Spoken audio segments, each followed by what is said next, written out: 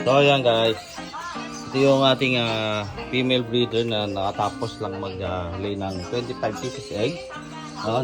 Ready tayo ng water dito, pang soaking niya na may PC beat and yung dextrose powder. So ayan, iinom yan guys. So, para mabalik yung kanyang yung mga nawalang mga energy, ma-dehydrate siya, ma-rehydrate siya. Ayan, nakita mo, lubog na yan, ibig sabihin dehydrated siya.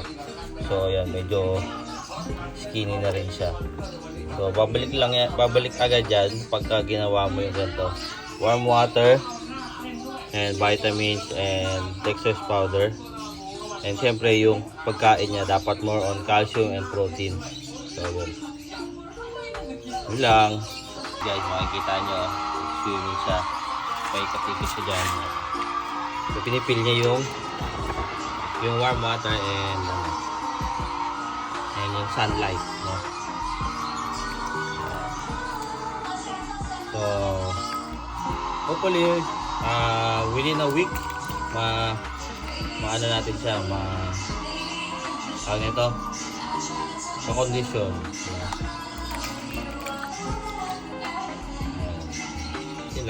So ayan guys, bilad muna tayo ng ating mga ibang bearded. So bukas magbibilad din tayo kasi masyadong walang space pagka lahat binilad ko. So ngayon hinati ko, ngayon Sunday, as bukas abangan nyo yung video natin ng ating bilad serye. So ito yung mga female natin na whole back ng isang gunner sa isang leatherback. So ito naman yung ating breeder na GS Gunner Hypo, Thunderline, galing kay Sir Norman. So ito naman yung ating breeder na leatherback circuit. Yun, bilad-bilad muna yan, swimming sila, no? So yun, kailangan mo lang pag-enjoyin sila once in a while. So yan guys, no? Maglilinis tayo ngayon ng mga gecko. Kapalit tayo ng mga beddings gamit ang PCB para makita natin kung may mga resulta, gaganda ba yung coloration and so on and so forth. So yun, samahan nyo ako guys. Peace out! So ito yung isa sa bedding ng mga LG natin. Kasi ito rin yung chance na umiinom sila, and then yun, para may vitamins yung iinumin nila. So again, din sa natin tangerine, din sa normal tangerine na. So sa tangerine post tag, post white project yan. Ayan, may line kasi siya, nakikita nyo. So yun lang. So yun, syempre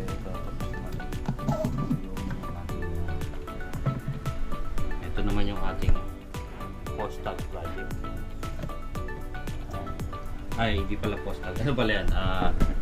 Tag snow, no? Tag snow. Kita ba? So, tapos itong mga hatchlings natin, papakainin natin, and kapalitan na rin natin ng mga so hindi ko pa nilalagay sa malaking enclosure. Magpapalit pa lang tayo ng mga malaking enclosure para sa mga natin hatchlings, no? Ayan, no? Kita ba? Ito yung ating tag snow tramper. Ito yung ating tag snow.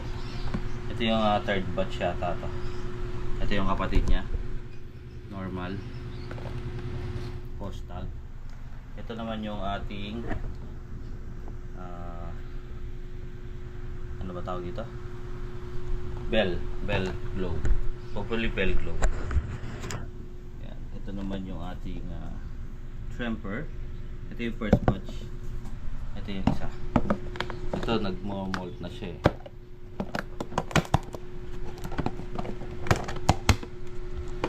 Yan, ito. Yan. Yan. magpo-post na rin tayo ng mga for sale na mga hatchlings. Hindi ko alam kung hatchling tawag sa gecko. So ayan, lumabas na yung mga tuldok na. Yun lang. So ayan. Yan po. Ayan, nililinis natin. Para maiwasan yung mga sakit. Tapos konting wet. No? Yun lang. Mamaya natin lalagyan yung pagkain niya din eh. So ito. Ayan. Ito yung ating first batch ng ano. Yung unang batch talaga is yung bell na matay. So ito yung ating first batch sa Tremper tags, no. Ito yung post tag. Yan. Tapos ito naman yung kanyang kapatid. Yan, Tremper, no. Kita ba? Yan, Tremper. So yun. Hindi natin diyan. Tapos may natira pang isang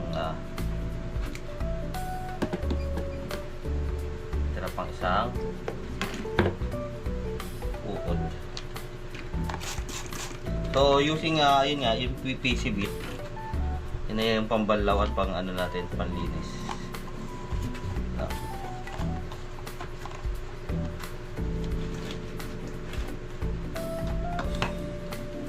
Ayan, bago tissue ito.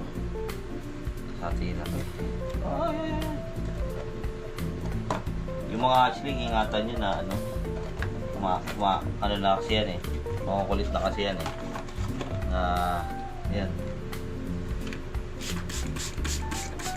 Ganyan lang.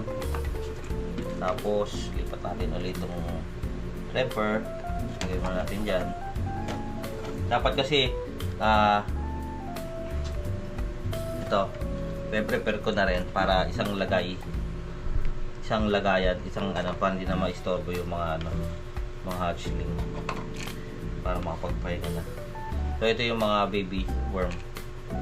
Yun yung mga pinapakain natin ngayon. Kasi hindi pwede yung sobrang laki. Baka sila ay madeds. No? Yan, syempre, gamit ang Repticalcium. Yan. Lalagyan natin ng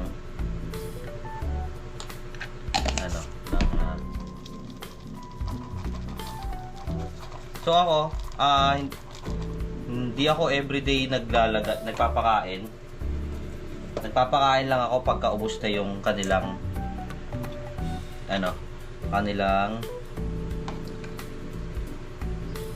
worm.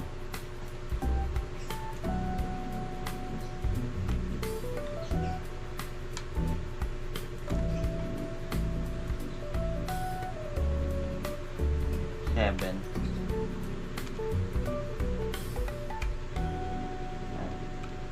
10 pieces ang ating lagay. Yun, pinakita ko lang sa inyo yung ating ginagawa. So, mahaba na yung video. So, yun. Mamaya update ko kayo uli. Linisin ko muna to. So, hindi natin nakita yung pagkanyang pagkain niya. So, yan na yung mga tapos. Ito yung mga lilinisan pa. Ayan lang.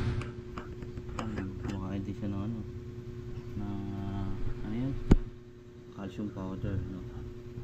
So yun, maglalagay ka rin minsan, saka pwesto nila calcium powder. So ito yung ating SCH CB ba tawag doon? Yung super snow, super hypo. So naka road tail, male sa bell line, no? Open for trade tayo sa ibang pattern ng gecko. Yan lang. So ito naman yung ating bell line. So isa lang yung na-produce niya. May mga itlog pa tayo dito. Isa-isa lang kasi yung itlog niya eh. Ito yung ating RS bell. RS bell.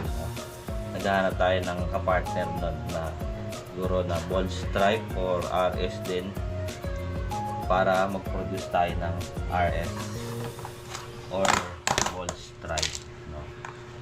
So yan yung beddings nya.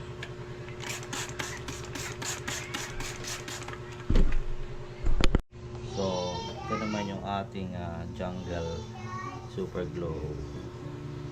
Slow glow ba yung tawag doon? Bago pa kasi tayo sa ano eh, sa LG, no? Galing daw kay Arkeline, no? Ito yung isang full carrot tail natin. So ito yung pang project naman natin if ever dun sa mail natin na full carrot tail project. Sun glow pala, sun glow. Sun glow. Siyempre, ayun. Yes. So, ito na rin yung ano natin, pang anti-bacteria. Yung PCB. Bakit? Bakit siya pang anti-bacteria? Kasi lahat ng klase ng gamot nandyan na. Pampaganda, pampalakas kumain, coloration, immune system, no? Probiotics, nandiyan na.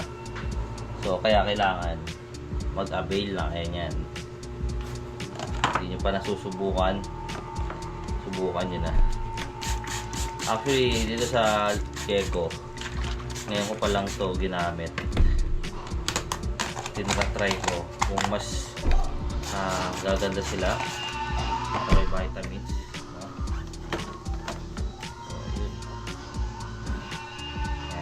Hindi pa ito nasusubukan, kaya susubukan natin yan this season. So bye bye. So ito yung last gecko natin sa siyang temper. Ito yung nanay nung mga paha.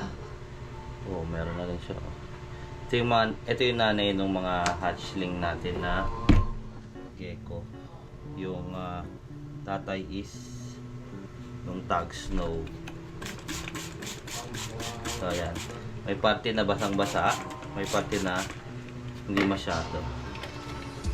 So kasi mas gusto nila kasi yung may pagsisilungan sila ng dry and not dry. Siyempre lagay tayo calcium powder dahil wala tayong malalaki. Yan muna, tsaga muna natin yung mga maliliit kasi mas importante yung mga hatchlings natin. So yun, hirap naman sa ito.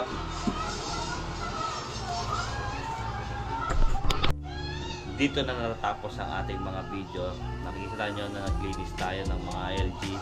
So once a week, general cleaning tayo, no? So yung mga hatchlings dun sa unang video, and then yung bilad bukas, saka yung ibang mga bibilad natin. So ayan yung mga setup ng ano natin, bagong setup. So ayan, ito yung mga rats. Ayan, may anak yung rats ko dyan. Itong mga babae.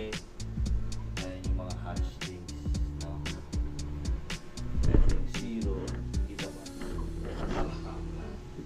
Ayan, yung zero na sana. Ito yun.